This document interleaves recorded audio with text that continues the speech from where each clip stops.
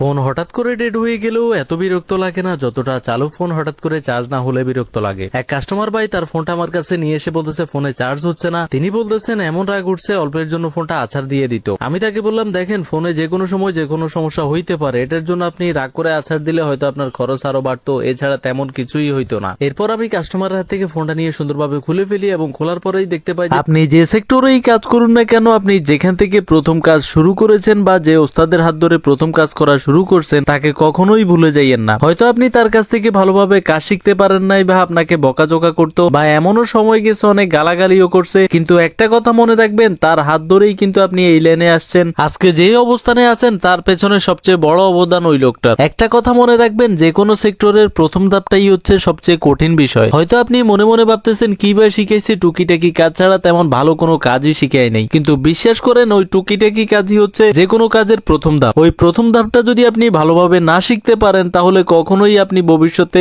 নিজেকে ভালোভাবে ডেভেলপমেন্ট করতে পারবেন না। হয়তো আপনি কাজ শিখতে শিখতে ওস্তাদ থেকে উপরে চলে গেছেন, কিন্তু তারপরেও ওস্তাদকে কখনো ছোট করে দেখা যাবে না। আপনার বয়স যদি 18 থেকে 24 বছরের মধ্যে হয়ে থাকে তাহলে আমার কথাগুলো মনোযোগ দিয়ে শুনুন। আপনি ভবিষ্যতে কি করবেন বা কতটুকু সাকসেস হবেন যদি আজকে থেকেই ডিসাইড না করেন তাহলে ভবিষ্যতে গিয়ে চোখের পানি ফেলা ছাড়া আর কোনো উপায় থাকবে না। আমাদের দেশের বেশিরভাগ ছেলেরা পড়ালেখার পাশাপাশি বন্ধু বান্ধবের সাথে আড্ডা দিয়ে সময় কাটায়। এই যে সময়টা তারা নষ্ট করতেছে, এই সময়টা যদি কোনো একটা কাজে প্র্যাকটিসে লাগায় ভবিষ্যতে গিয়ে ভালো ফলাফল আনা সম্ভব। তাই আপনার বয়স যদি 18 থেকে 24 বছরের মধ্যে হয় তাহলে আপনি প্রথমত পড়ালেখার পাশাপাশি যে কোনো একটা কাজ প্র্যাকটিস করুন নিয়মিত। আর এমন একটা কাজ বেছে নিন যেটার ভবিষ্যৎ উজ্জ্বল, মানে যেটা কখনো ভবিষ্যতে গিয়ে কাজের কমতি পড়বে না। বিশেষ করে দেখা যায় ইলেকট্রিক্যাল লাইনের কাজ অথবা মোবাইল রিপেয়ারিং এর কাজ অথবা রিপেয়ারিং এর কাজ, যেমন ধরুন refrigerator repair, mobile repair, laptop repair, motor bike repair. এই ধরনের রিপেয়ারিং সেন্টারে কিন্তু প্রচুর পরিমাণে কাজ থাকে এবং এইসব সেক্টরে কাজ শিখলে একজন টেকনিশিয়ান কিন্তু ভালো পরিমাণ টাকা ইনকাম করতে পারে যে কোনো চাকরিজীবীর থেকে।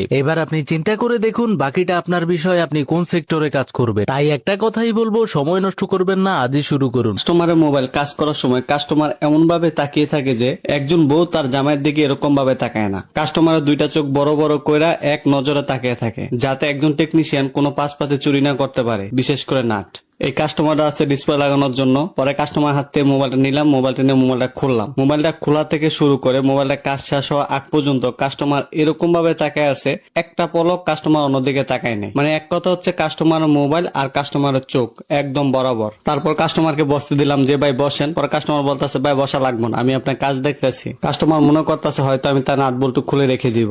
যাই হোক পরিশেষে ডিসপ্লেটা কাস্টমারকে লাগিয়ে দিলাম। যখন মোবাইলটা ফিটিং করে কাস্টমার হাতে দিই, কাস্টমার জিজ্ঞেস করতেছে ভাই নাটগুলো কি ঠিক মতো লাগাইছিলেন? পরে কাস্টমারকে বললাম ভাই আপনি তো নজর রাখলেন ঠিক মতো, এখন আপনার যে চোখ, এই চোখ ফাঁকি দিয়ে কেমনে আপনার দুই একটা নাট রাখে দিব, আর দুই একটা নাট রাখে লাভ কি আমার? তারপর কাস্টমার বলো তারপরে যদি দুই একটা নাট থাইকা যায় সেই জন্য বললাম। পরে বললাম না ভাই নাট যদি আপনার থাকে 32টা, ওখানে আমি 33টা লাগাই দিছি, কোনো সমস্যা নাই। অনেক লোক বলে যে ভাই তোমরা তো খুচা দিয়ে টাকা কামাও, একটা খুচা দিলে 500 600 1000 টাকা, আবার একটা ডিসপ্লে লাগালে 400 500 1000 টাকা, তো তোমার টাকার অভাব আছে নাকি? সেই সব লোকদের বলতে যায় যে ভাই খুচাটা দেওয়ার জন্য আমাকে 4 থেকে 5 বছর বা 6 বছর কষ্ট করা লাগছে, 4 থেকে 5 বছর অন্য মানুষের দোকানে কামলা খাটা লাগছে।